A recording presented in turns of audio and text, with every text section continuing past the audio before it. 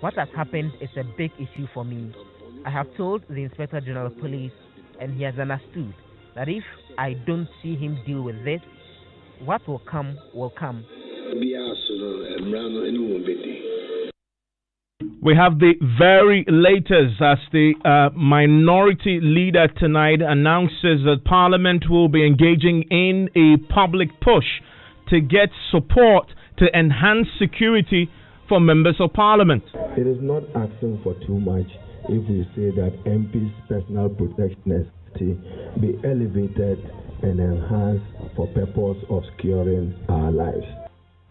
And news just coming in, the latest attack on another state official, this time the municipal chief executive of West Mampusi Assembly, who was targeted by armed robbers just dawn. It took a police to intervene to avert what could have been another incident of possible bloodshed involving a state official. We have details of that for you tonight.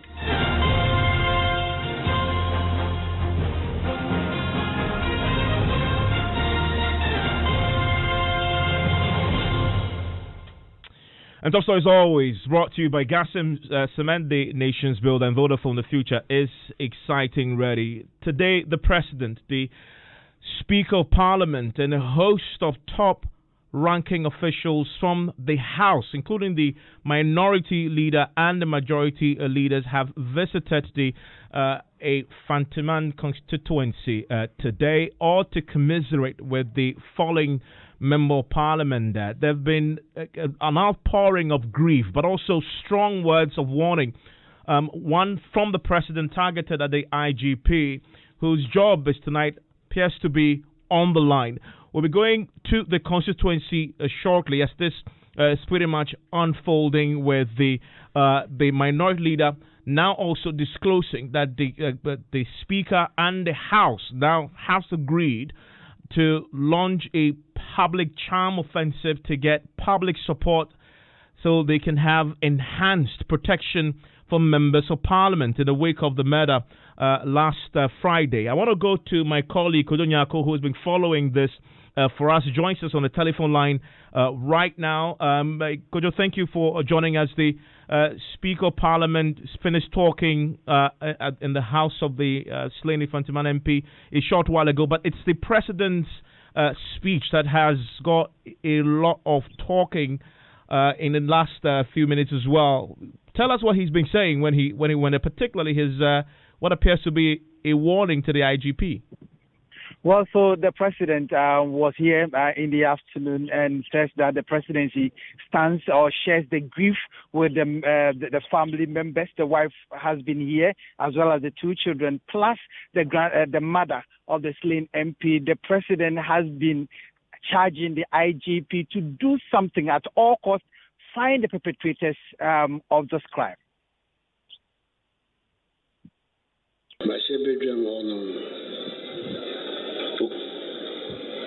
We can obey Fancy STN, Financial Jumano. Now, baby, no, nothing about the Mubema. So, we didn't say the air bay. That's the baby. Now, Obanswa. So Yamin Pen and Mrs. Mida so Ewa Bemoa. I'm ranching and I'm a person with Pija Wong. Kebe Boame, Wabemuna, or Kamubipa. We are going to say, and I'm an abandon say. The buyer, me come and what? Jesse, some cassette, Kichu, and Mame. Inspector General of Police, at Yase. So way bad there, may who be a dream be one in Sanoa.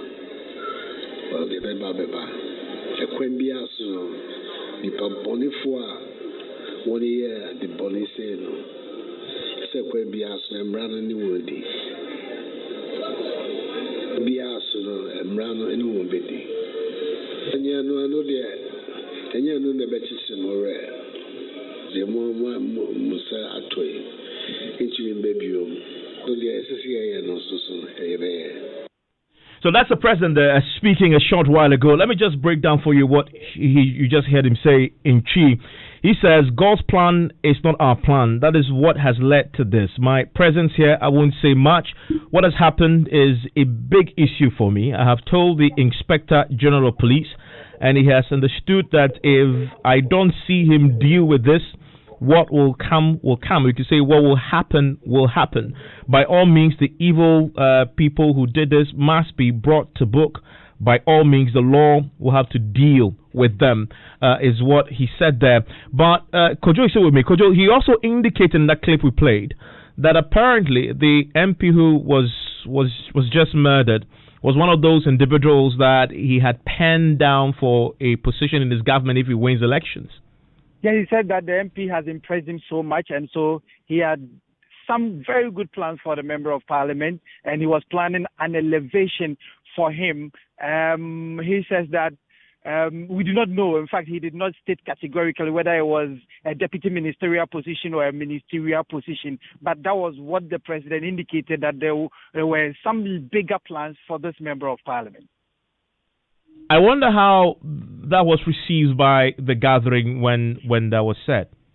Well, they clapped to that, but some also said that, well, dead men don't talk, and so it's because it has happened. That is why, there are a lot of things that are being said, or positive things that are being said, but generally the people responded with some claps that indeed the Member of Parliament had done something to catch the eye of the president. Indeed, the president indicated that the state is not going to leave the widow and the children alone. The state is going to take care of them, and has instructed the regional minister, Kwame Nadankan, to come for the day that they will be marking the 1 week gap, because he himself will not be around at that time, and so the state will stand solidly with the family to ensure that things will be done to give the member, the slain Member of Parliament, a befitting, something befitting. Let's talk about the minority leader, who was clear about the need now to enhance police protection for members of Parliament.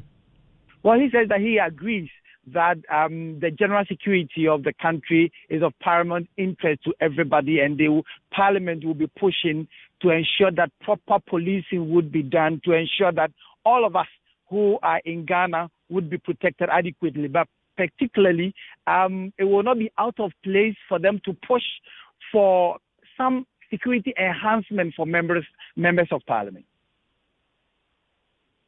We are devastated with grief, knowing that a colleague Member of Parliament, the Honorable J.B. Dankwa, was murdered sometime in 2017. This to be seen saved, whilst we call on the police to improve the general security landscape of the country, particularly for all Ghanaian citizens. It is not asking for too much if we say that MP's personal protection be elevated and enhanced for purpose of securing our lives. At the appropriate time, we will seek public support guided by the Speaker to demand forms of policing. Okay, so that is the minority leader. They are indicating what the MPs will attempt to do going forward, seeking public support. I want to hear from you on this. Do they have your support to make a case for enhanced protection for members of Parliament in the wake of what we've seen, not only the Fantaman MP's case, but also Merkuduka's case in Takwan Swaim, whose family was also attacked very recently. Send me a WhatsApp, 055-1111-997. Kojo Nyako is still with me on the line. Kojo, they also, in the family house today, was the majority leader. There has been going into these high-profile meetings today, the visits to console the family, some elements in the MPP, including Kennedy Japon and others, who had started speculating categorically that this wasn't a random armed robbery attack, a highway robbery attack, but it appears the Member of Parliament was killed and targeted. We're hearing today from the minority leader who is discouraging people from making this into another, put it in the realm of speculation. Well, Evans, that is true. Since this matter broke, there's been suspicions upon suspicions. People have been pointing accusing fingers at each other, especially people are pointing fingers from within the NPP and outside the NPP. People are reading meanings into that. They are going beyond the armed robbery. And so Kennedy Japan is one of the people that has been accusing some elements within the NDC and the MPP of causing this. But the majority leader, when he appeared before the family members today, urged the people to put away all of these things since they disturb the investigative processes that have already been activated by the police. And so he says that these are unwarranted and they should stop.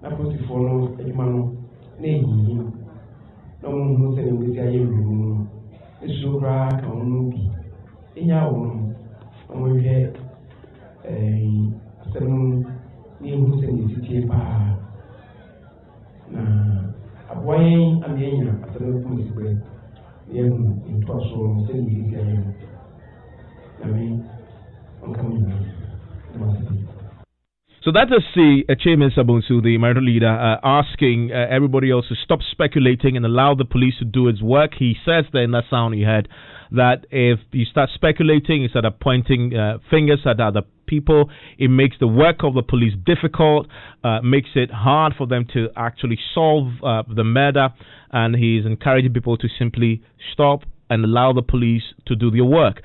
Could you also understand tonight that the police in the region appear to be carrying out some activity to build confidence, public confidence?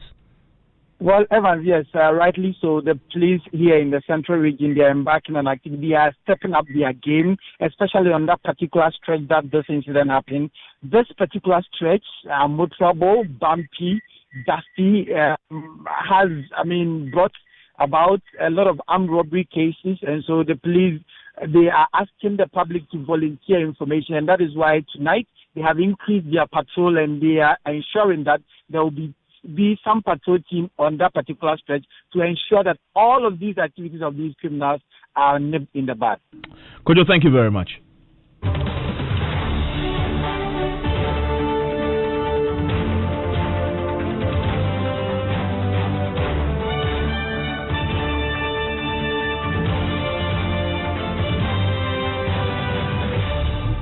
And we are just learning also that the Municipal Chief Executive for West Mamprusi Assembly in the Northeast region, Arimea Somo Laki, has escaped a targeted robbery attack as security personnel had to open fire to repel a group of armed robbers who attempted to block his convoy. This is just coming to light in the last few hours. We will bring you details of that shortly. But I want to bring in now Colonel Festus Abuaji, is a security analyst who's joining us tonight. Colonel, thank you for your time here on Top Story. Thanks for having me. I just want to ask you, you've heard the president speak today, particularly what appears to be a pretty ominous warning to the IGP. What's your reading of what you've heard the president say today?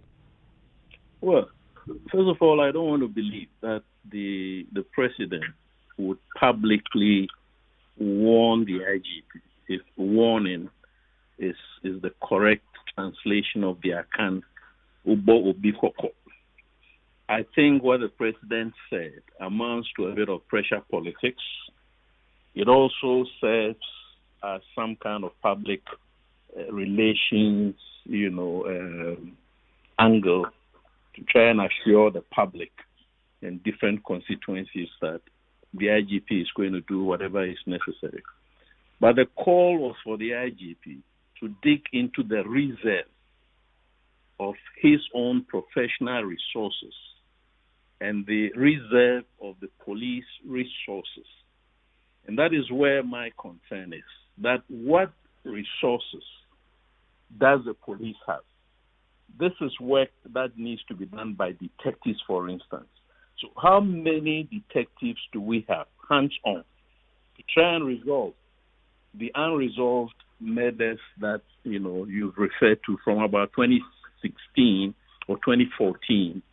One Fennec Ochre, we have Ahmed Swale, we have the Gafoha lady, we have the Takrady girls, we have the MPJB Dankwa.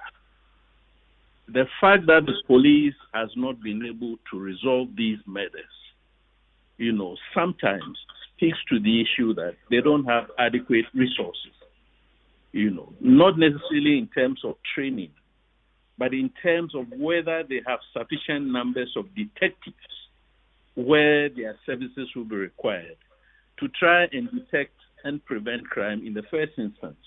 And when crime has occurred, to try and come to the roots of the crime and find the perpetrators and bring them to justice. But I think I don't want to see it as a warning to the IGP that if he does not resolve this particular crime, his profession or his career will be on the line. Yeah, I mean, that is what the president. Yeah, I mean, so just listening to that again. The president says, I mean, na way pa there, me who be being fit ning sanwa, de besi, de beba. I mean, to it. I mean, as for this one, if I do not see anything from his handiwork as in the result, what will happen will happen. So that's what I'm saying. That if I try to find the correct English word for ubo ubikoko, that is warning. And I think that it's not, how do I put it? That the president should not be warning the IGP in public that if he does not resolve this case, then his professional career will be on the line. I mean, the point is that it's open to so much interpretation, but definitely what you get from it is this is a commander-in-chief, not expecting a lot from his IGP and is publicly taking his expectations to the public and adding in there almost like when you say it's almost the same. There will be consequences. There will be consequences if you don't. It may very well mean that the president is asking the IGP to give priority to this case. But let us remind ourselves that there are unresolved cases dating back to about 2014, long before this IGP came on the scene. So wouldn't we be asking too much of the IGP to resolve a case like this, which has parallels in some of the other cases that all of us term as unresolved cases? So I think what the president is trying to do, as I said, is to apply a bit of pressure on the IGP to accord the necessary priority, to use all the means, and I said to dig into his professional reserve, and then to dig into the reserve of the police resources to try and resolve this one. Yeah, you raise an important point. Yes. And you brought up the history of many unresolved cases, right? And this is just the ones you could count. But there are many families in Ghana who have suffered similar fate at the hands of criminals. And so what's your reading of the propriety of the president's statement tonight when it appears that a special case is being made for the murder of a member of parliament, to the extent that the president is willing to go public with his statement of the IGP? My position has been clear that we need to broaden the discourse to talk generally about security for everybody. So while some personalities are talking about the need for protection for police, let us expand that discourse to ask the IGP, for instance, to make a presentation to the Minister of Interior to identify what the shortcomings are, what the deficiencies are, what the gaps are, what additional resources that the IGP needs in order that the police service can adequately detect crime and prevent crime before it happens. My estimate is that on the assumption that we're about 30 million Ghanaians, per the UN standard of 1 police to 500 civilians, we need about 60,000 police. I am told that the police is about 37,000. So there is a shortfall of about 23,000 police officers without even disaggregating them into the specialization. And I've been emphasizing the element, the discipline of detectives. How many detectives does the police have? What level of training do they have to resolve such complex cases like this one? How well are they resourced with funding to pay informants for information?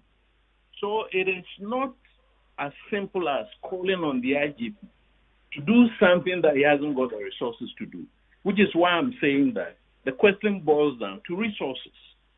You see, the police are not adequately resourced. That we know. So let us expand the debate now to say, can we have a 5 to 10 year police professionalization, police expansion, whatever program that gives them the resources 5 they years need. or 10 years? Let us now aim to have the adequate number of police, well-resourced, well-trained, well-led. Then we can begin to make a case for those who need special protection. But to say that as of 2017, there were about 600 upwards murders. 2018, there were about 500 murders. And then you're saying that the civilians who have died probably don't matter too much, and that all the debate must be about members of parliament. That moralness, the moral dimension of this argument, I find very difficult to accept. So everybody who is part of this conversation must first broaden the scope. Let us talk generally about security and protection and safety for every Ghanaian, and not necessarily some elements, within Ghana. And you'll stay with me because there is also additional worrying news. Another attack on another official of state, the municipal chief executive for Wa Mamprusi, pretty similar to what we've seen in the last few days. My colleague Eliasu has been speaking to the MCE who was the subject of that attack, and it's on the telephone line with me right now with a bit more on this. Eliasu, you spoke to the MCE. When did this happen? How did he escape it? So it happened last night when he was going around communities that have been hit recently by a flood disaster in the West Mamprusi municipality. He was going around disbursing, funds or a cash donation by the vice president. And we have about 6 or 7 communities that he started in the morning. And according to him, the operation got into the night, so he requested a police escort. And while they were going to another community, which is between Nasia and Zaxilari, he said that the